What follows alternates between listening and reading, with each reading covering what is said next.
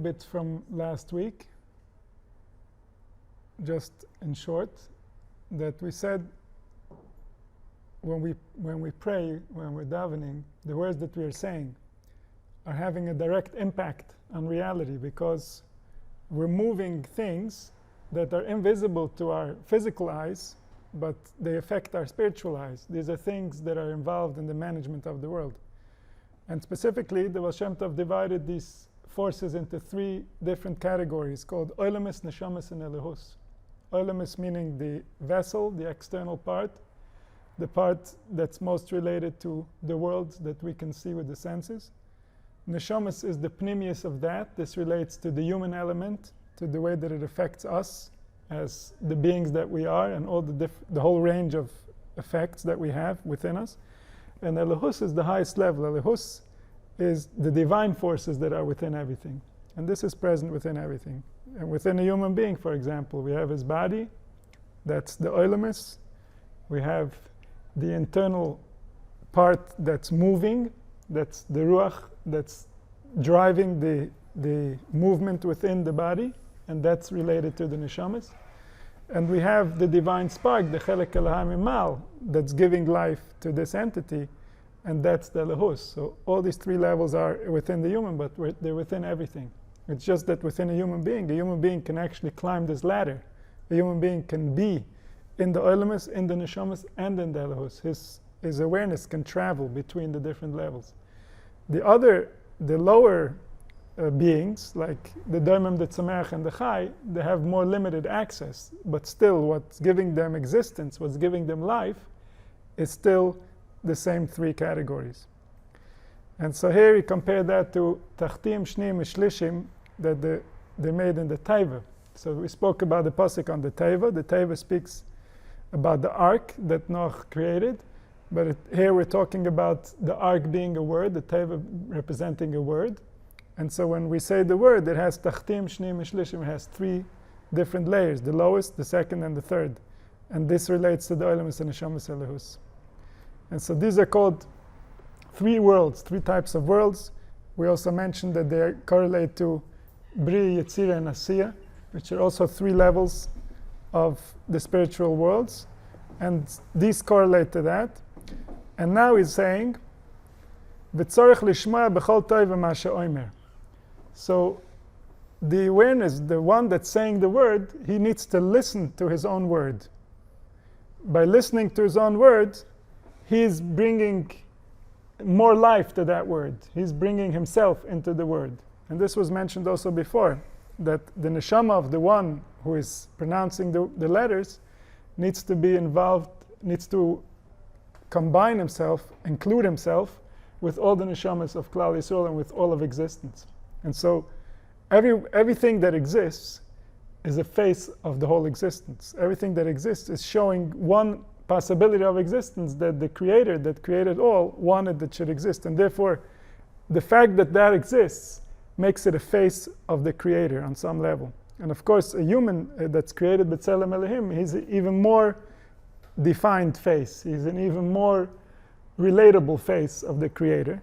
And then each human, according to their level, until we go to the highest human, the most refined human, the tzaddik, that he is mamish the face of the Shechina, he is mamish the face of the Creator, as far as the Creator is dressed up in that time, in that place, and he represents the divine will and what it requires for that time. So every soul, when it's going to operate in the world of prayer, it needs to include itself in all the souls, meaning I am now not a face of an individual that's just a part. I'm the face of the collective that is everything. And just like when my mouth speaks, we wouldn't say, oh, the mouth is just saying what the mouth wants to say, but really it has nothing to do with the brain or with the heart or with anybody else. Of course, the mouth is speaking. He's speaking for everyone. It's just that this is his function. He's the mouth. The same way the neshama that's praying, it's not that he's praying and he's just praying as himself. He's praying as the whole world. He's just the mouth of the whole world at that time. And so he listens to the word, tzarich lishma b'chol tov v'ma she'omer, she'ashchina olam hadibur. So now we're going into the definitions of how the Baal Shem Tov and the Mekubalim in general look at life. And so the way that we see life we see the forces that we have access to, the forces that we are running, the forces that we can manage as if they're below us. Meaning, when a person in the Western world looks at speech, he says, I have the power of speech, I can speak. But the Mekabalim looked at it the other way. The Mekabalim saw it the opposite. The Mekabalim saw the forces that we have access to as above us, as bigger than us. Because they didn't distinguish the individuals the way that we do. This is something the ego does. The ego first says, I am an individual, I'm separate from everyone else, I have my own domain, I have my own rulership over this body, over these forces, and therefore, when I speak, when I operate these forces, when I think, when I do, this is mine, I'm doing it. But this I that we are imagining doesn't really exist. This I is something that the mind has created, because the power of thought is a power that is available to all humans. Not only is it available to all humans, it was here before humans were here. In fact, the thought created the humans. The machshava was there before, and that machshava created the people. And so it's not people created thought. People have been given access to thought. But thought created people. Like it says, Yisrael alu b'machshava tchila. Yisrael came up in thought before, meaning before there was Yisrael, before there was people, before there was a world.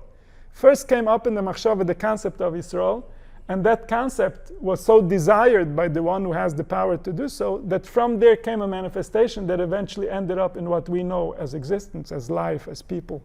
That's eventually going to reach a stage that's going to be Yisrael asher b'cho yispoer, that the Creator will be proud with the Yisrael that He made, because it's going to be that Yisrael that was Ola b'machshava. And so the forces, the powers, are above us, the place that we are in. We have access to them, we can operate within them, but they exist in their own right. And these powers were given names. The whole Torah is names of powers, powers that really exist, powers that are, powers that create. Not concepts and ideas like later became, like the Greeks started dealing with concepts and ideas and not with powers. But before, the Torah was before the Greeks, before the mind learned to think in that way, and the Torah was relating only to real things. One of those real things is Dibur. Dibur is a power, Dibur is a force. Dibur is a force of manifestation. It's a force of management. It's a force of direction. And this force, called Dibur, is the Shechina. This represents the Shechina.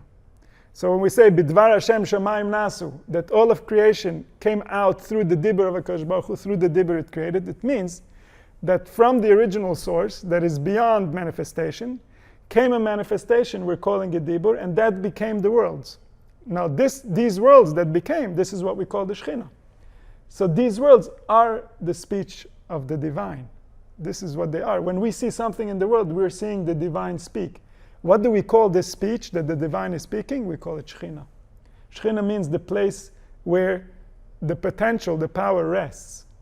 Right? Ashoichen itam, betoich timoisam, that kaviochol, the divine force that wants us, He gives us life even when we are against Him, even when we are fighting Him, even when we are not ready for what He has to share. He still gives us life. This is called Ashoichen itam, betoich timoisam. He dwells within them while they're impure.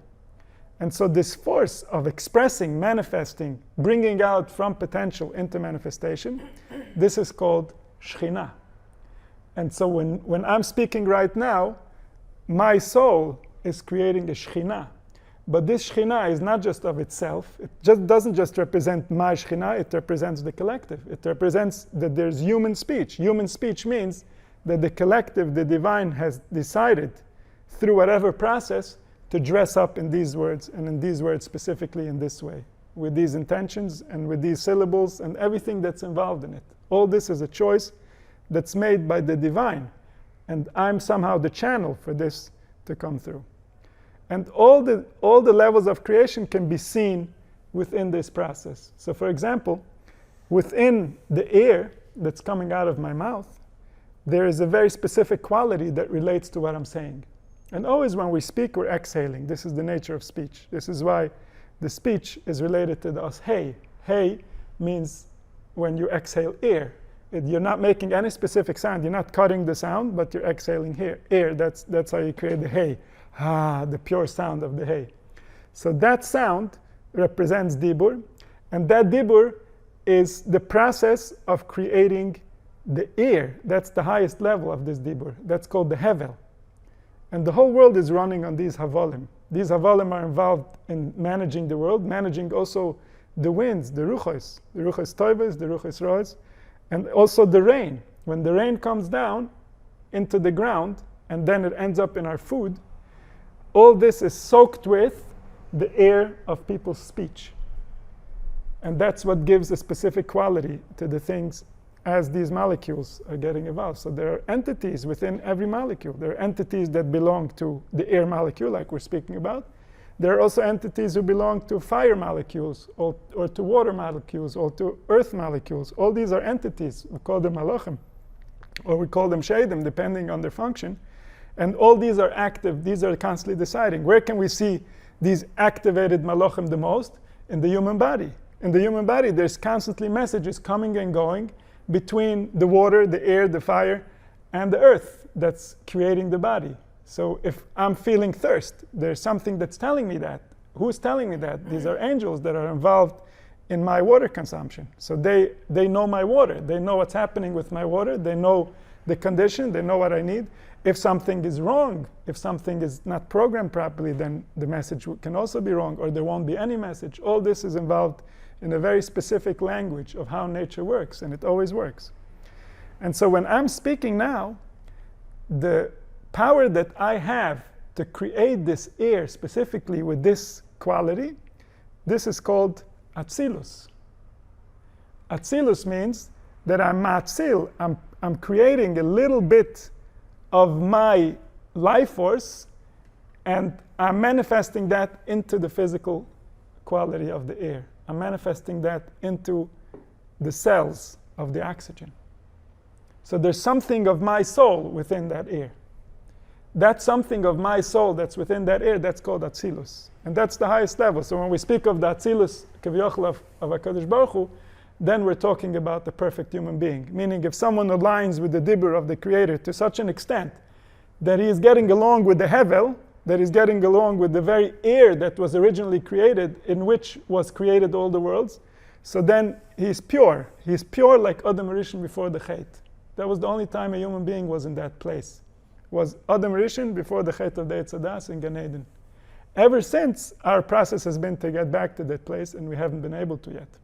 And that's going to happen when Mashiach comes. And so this is the first level, is the Atzilus. The Atzilus is what am I actually physically doing? Even if you don't listen to me, even if you don't understand what I'm saying, I'm still having an effect on you just by making my movement and creating this air. Then there's the next level, which is the Bria. And that has to do already with my intention, with what's happening in my Olam HaMachshava. What's my motivation?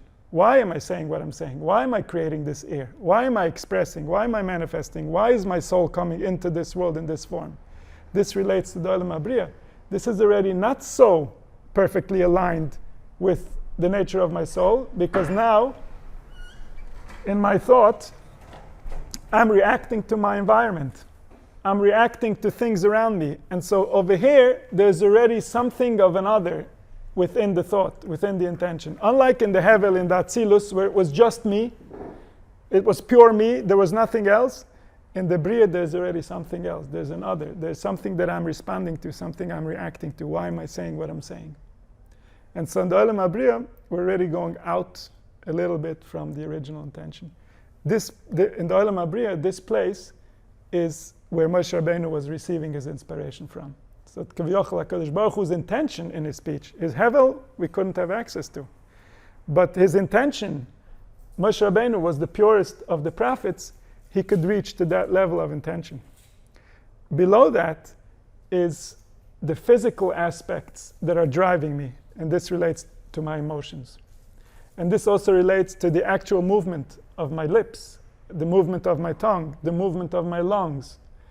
These movements have some type of a life force. They're not as deep as my intention, because my intention is creating this movement.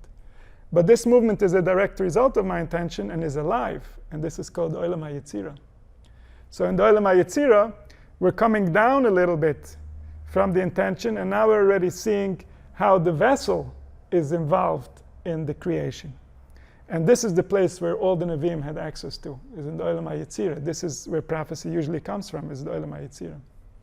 And then there is the actual words that I'm saying, the sounds that I'm making, the expression of all the three elements above, when they're actually becoming.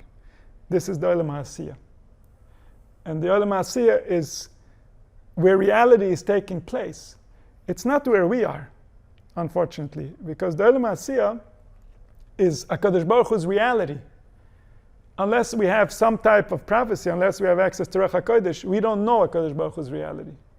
We're in levels of imagination that are below Asiyah. So for example, if I'm speaking to someone who doesn't speak this language, and he doesn't know me, and he's not specifically emotionally sensitive, and so then, when I speak to him, what type of effect am I having? I'm definitely having an effect. If I'm speaking to someone, I'm having an effect. But what does he think I'm saying? Something very different than what I'm saying. And this is what's happening to us, that we are listening to HaKadosh Baruch Hu's speech, but we don't understand his language. We don't feel his emotions. We don't relate to his thoughts, and we certainly are not aligned with his hevel, with his moisture that is within which is his desire. And therefore, this is called the worlds of the Sitra Achra, of the other side. What's the other side? The other side is where all this truth is bouncing off as we are not relating to the truth. And now we're relating to all kinds of fragmented ideas, some of which is true, some of which is based on the truth, and some of which is just completely the opposite of the truth. So all that is mixed up in the worlds that we live in, which is the worlds of imagination that are below. These are called the klipot. The klipos are the shells. What are they shells for? For the fruit that we just discussed. The fruit, Atzilis, Bri, Yetzirah, Asiyah, those are all real. And around that is a lot that is not real. And that's where humanity is, in the not real. And that's where we are trying to somehow find a path back to the real. To Asiyah, to Yetzirah, to Bria, and to Atzilis. Now, depending on how far we can go, the deeper we go, the more we are aligned with his original intention. The more we are aligned with his original intention, the more there is pleasure, the more there is kindness, the more there is ease.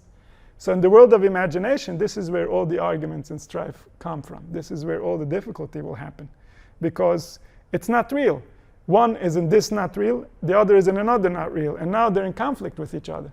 There's no real conflict. There's the conflict between the imaginations. If we go back to Asiyah, meaning we are already relating to what he created, the way that he created it, there will still be a lot of problems in the world. Because the world has been moving away from his truth for a very long time. And so the Asiyah of today, if we find it, if we know what it looks like, if we can look at the world and see what's really happening, which forces are active and what are they doing, it will still be very scary because it's been disconnected from the intention, from the desire, from the deeper elements of it, because we've been in imagination for so long. So when we move, we're moving Hashem's reality with us. It's not like we are going away and Hashem's reality is waiting. No, we are part of the reality.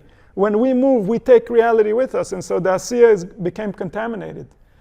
If we look to Yetzirah, if we look to the deeper intentions, we look more to the emotional side, there we can see some compassion, we can see that it's meant to be good, and yet it's still not good. And this is why the Nevi'im, the prophets, even though they were speaking from HaKadosh Baruch Hu directly, sometimes they had very difficult messages to say. And HaKadosh Baruch Hu is pure good, pure compassion. How can they say such difficult things if they are representing pure compassion? And the answer is, they are attaching to the pure compassion to the world of Yetzirah, but in its current condition, after we have pulled it away from the truth. And so now there's a conflict. There's a conflict between the imaginary state where we have taken the world to, and the original intention where it was real, where it was meant to be pure good, pure kindness, pure pleasure, the way that it was designed, the way that it was in the Atzilus before the Chet. And so the closer we get to the Atzilus, the more we find the kindness, the more we align with the kindness. If we are in Atzilus, we can never move away from the truth, from the kindness, from the pleasure. We can never leave. Because in Atzilus, he is one with his will. He is one with his desire. Nothing can shake him. Nothing can confuse him. Nothing can move him away. Therefore, to get out from the place where we are in, which is so far from the truth, we need to go through all these levels and get somehow an inspiration from Atzilus that can save us.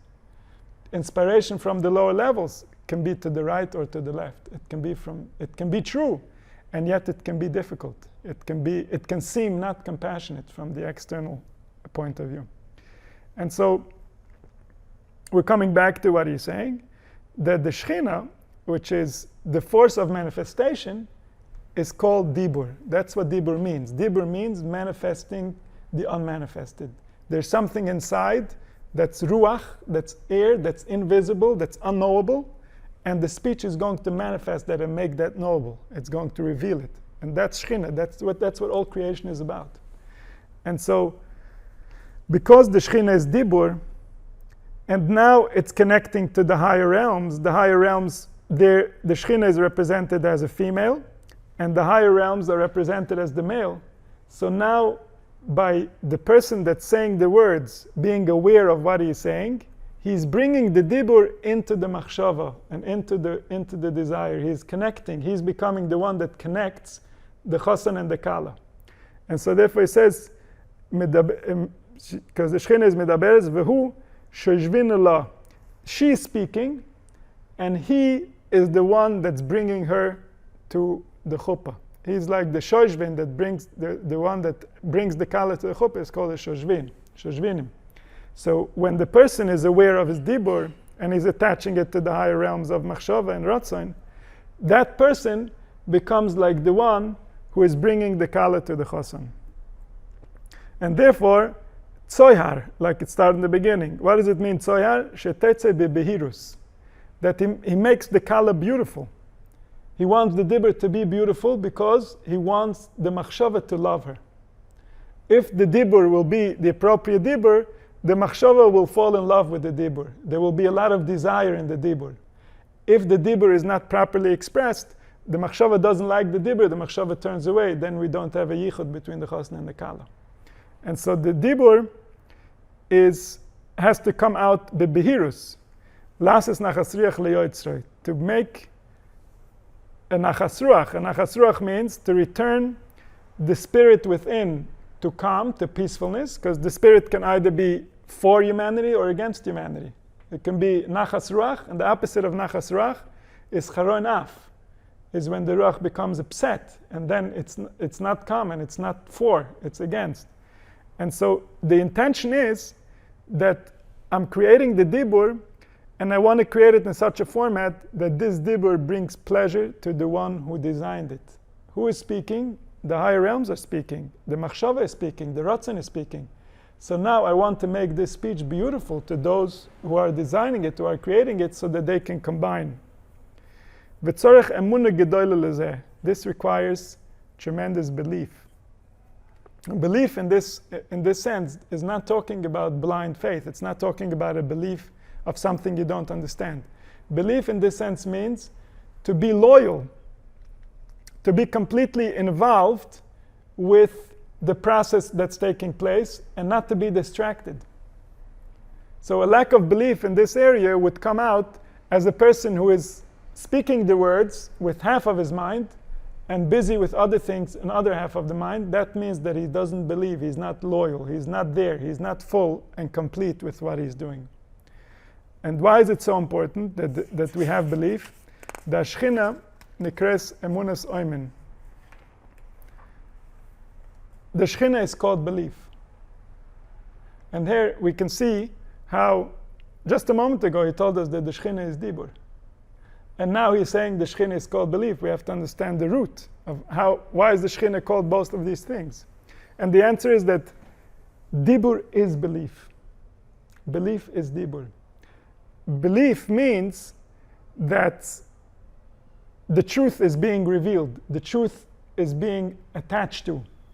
So when I know something, but I'm not giving myself over to that knowledge, so then it's considered to be without belief. And that means that I'm not really expressing that.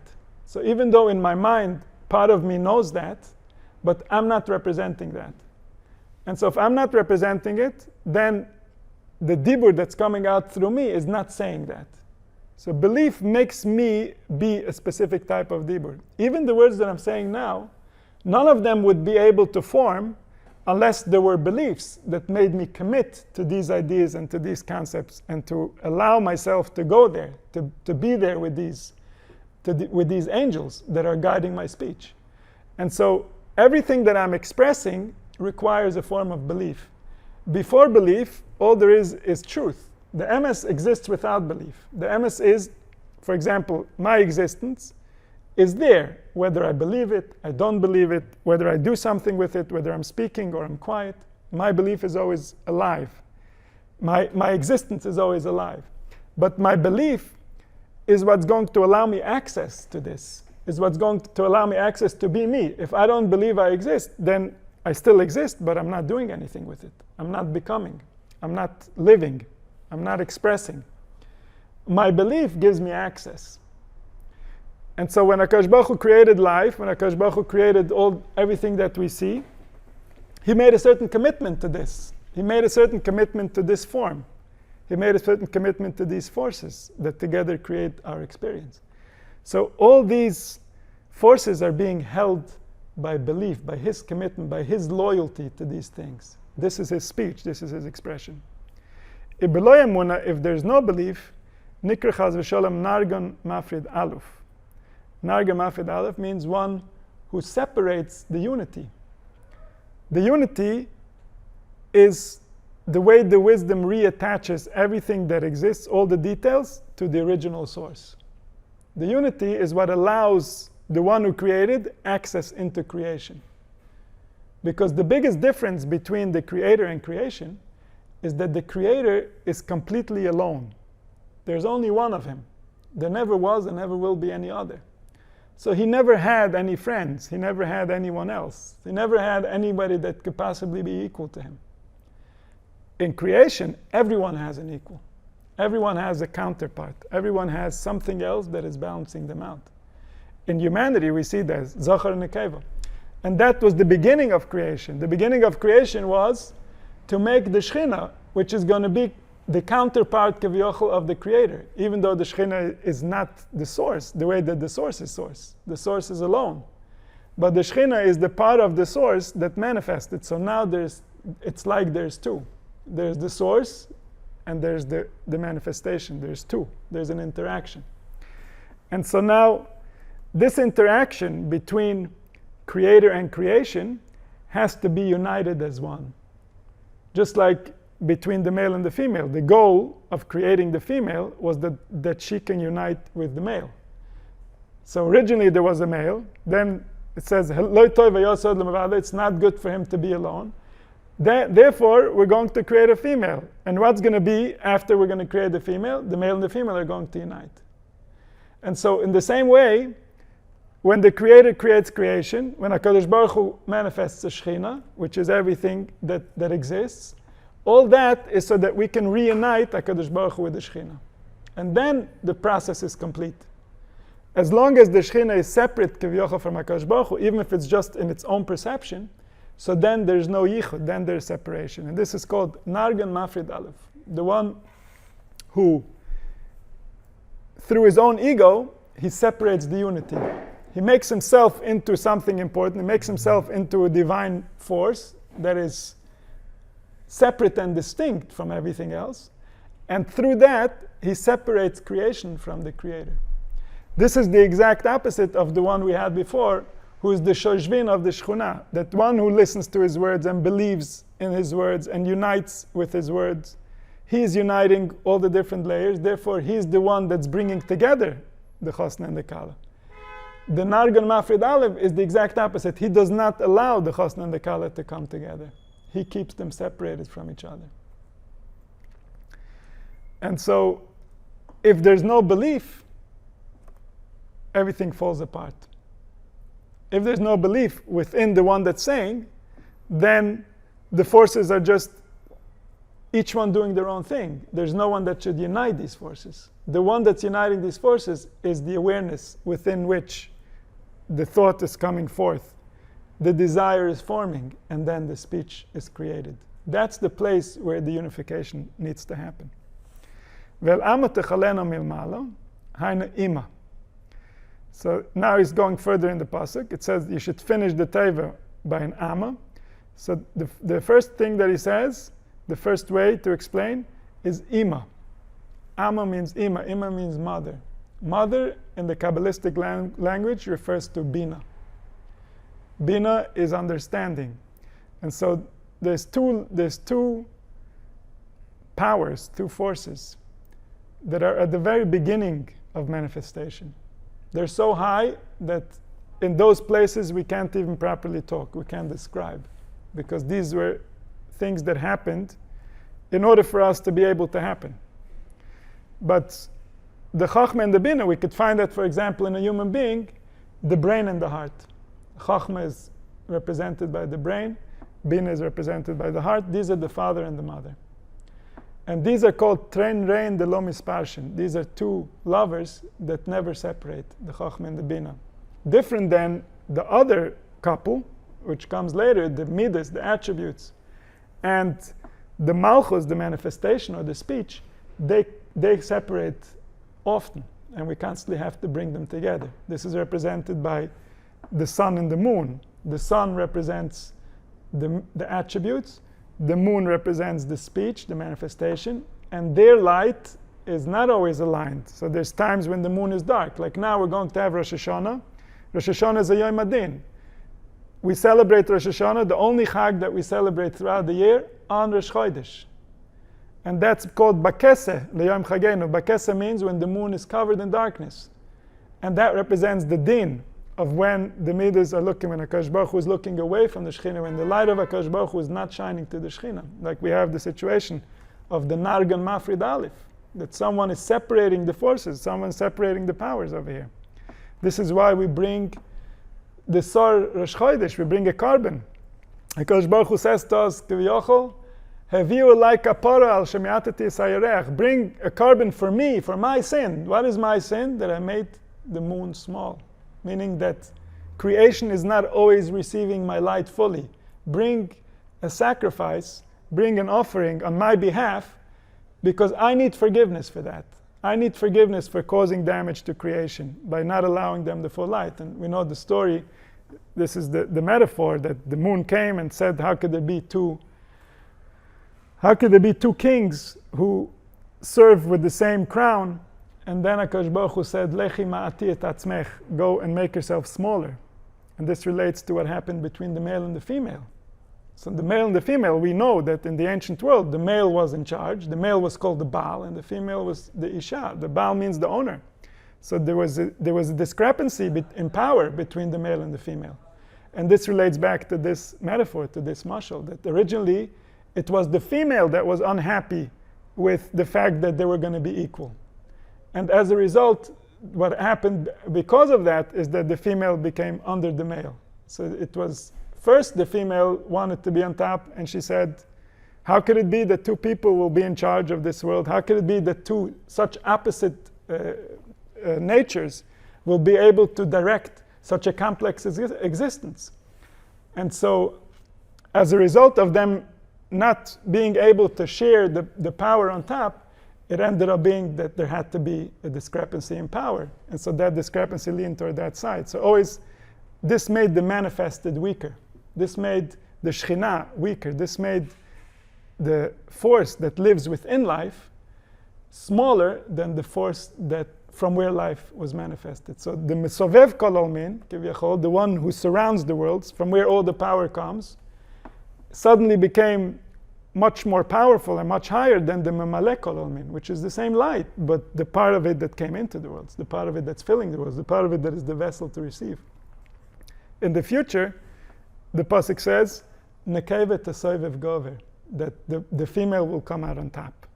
This is after the Gula, after the proper alignment of all the forces, the female will come out on top. Why is the female on top? Because the goal of creation was the vessel. The goal of creation was to create a vessel. And so yes, the man is the light, and the man is the mashpia, and the female is the mekabel. But why did we create a world? We created the world specifically because we wanted a makabel. That's the goal. That's what we're creating. And so when the proper balance will return to the world, Nekeva to Sevev Gover, the female will, in a way, outshine the male, because the male will need a vessel in order for him to enjoy and appreciate his own light. And therefore, the balance will change. And so one way to learn it is Amot Techalenu Milmala is we're talking about the parents, right? We talk about HaKadosh Baruch Hu and the Shechina. That's like called Ben Bas, the son and the daughter. These are the two forces that are not always united, but we need to unite them. And then there's the Abba and the Ima, the Chochmah and the Bina. These are the forces that are always united. Trenda and the Lo Mispashin, the Chochmah and the Bina, because they're in the Moichin, they're in the intelligence, they're in the place where there isn't yet attributes, there isn't yet emotions that might push left or right. It's in a place where there's always unification. And so he's saying, Vel amat techalenu milmala, take your word and take it all the way to the bina, all the way to your heart, all the way to your understanding. Make sure that it touches there before you let it go. Oya shloimar, another way of explaining. Achar sheyotza teva mipiv, once the word leaves his mouth, ein tzorech lisker oisa lahalon, he shouldn't try to remember it. He shouldn't try to hold on to it. So as I'm saying the words, I'm letting go of them. I'm constantly letting go of what I'm saying. I'm letting go of what it means to me. I'm letting go of what I was trying to accomplish, because I know that these words are going to places where I cannot reach consciously. So if I'm holding on to it, it means that I define the process that it begins and it ends inside of me. But we said before, no, these forces are bigger than us. We're playing with things that are much more powerful than our immediate existence, our immediate experience that we're having. And therefore, when I say the word, I release the word, and I let the word travel on into the places where it needs to travel. I let it have the full effect that it needs to have. I don't try to hold on to it.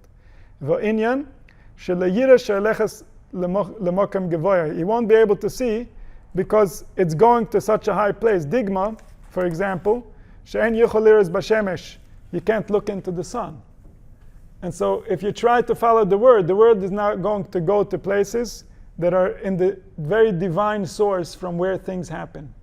The mind cannot look there. The mind cannot see there. If the mind would be able to relate to those places, it would be blinded by the tremendous light.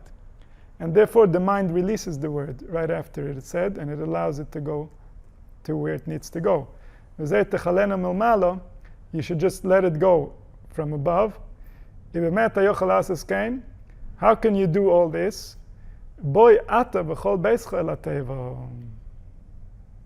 So in order to accomplish this entire process that we just discussed, to awaken the oilamas, the neshamas, and the elohus, and to allow the word to really make a change in the way that the world operates, and to allow your own soul to come into the world and to represent the collective as it's saying the words, how are you going to accomplish all this?